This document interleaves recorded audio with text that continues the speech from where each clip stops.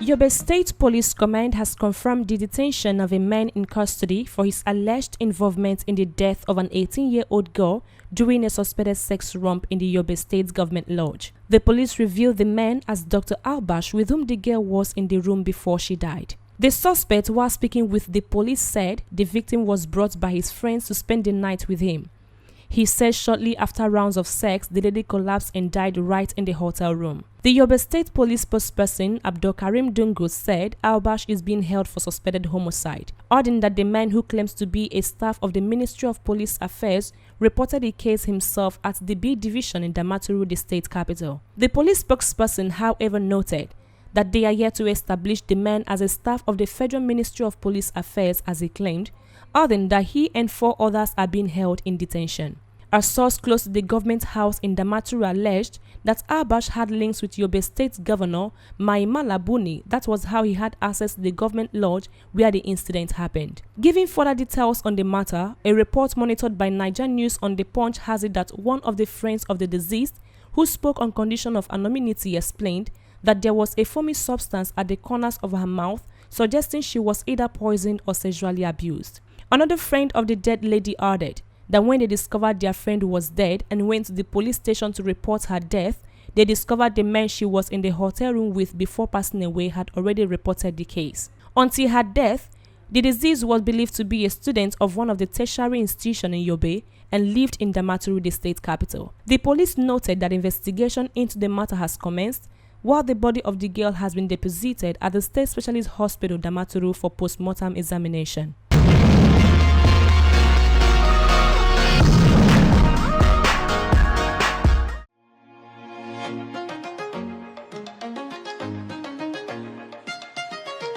A fire outbreak during the weekend razed down a multi-million naira factory, Louis Carter Industries Nigerian Limited, producers of motorcycle spare parts and alien products, at Akabuku Uriago, Nnewi, Anambra State. The fire outbreak, according to company sources, started around 10 p.m. and raged for 6 hours despite the intervention of men of the fire service, who were said to have arrived 1 hour 30 minutes later.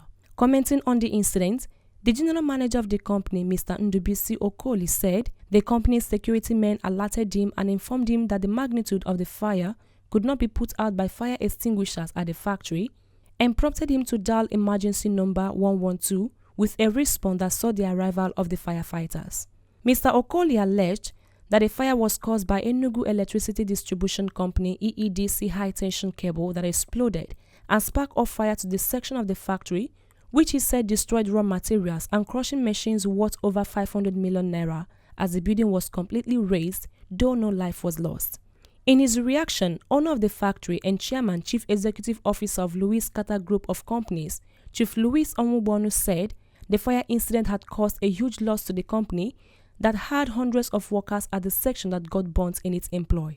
Onwubonu acknowledged the effort of Chief Innocent Chukwuma, chairman of Innocent Group and member representing Nnewi North in Anambra State House of Assembly, Honorable Nonso Smart, whom he said were physically present to motivate the fight against the fire. Chief Onwubonu said it will cost him huge amounts of money to rebuild the factory, adding that he was uncomfortable about the number of workers that have been thrown out of job because of the fire outbreak.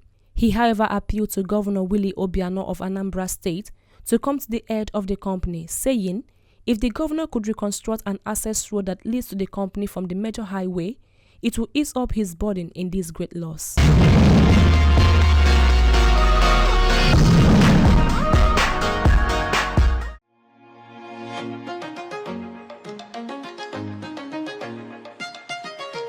A Nigerian man from the southeast has kicked against the trend in expensive marriages in Igbo land, making particular reference to the demands on the marriage list given to intending grooms in Nnewi, Anambra State. The man, who made his complaint via his Twitter handle at Kene Nnewi, said youth in each Igbo community, popularly known as Umunna, need to reduce the demands they make to men who come seeking the hands of the female members of their community in marriage. He tweeted, "I have kicked against this in my Umunna and will fight it until the executive adjusts it. If you can, fight for yours as well. Igbanku in Igbo land is getting more expensive every day. I told my Umunna, either we cut down the list of drinks or take all drinks out entirely. Collect 70k for 2 goats, 10k for few crates, and one shinap and that's it. This issue of gathering to share almost 8 bottles of drink per head after Ibanku has to stop.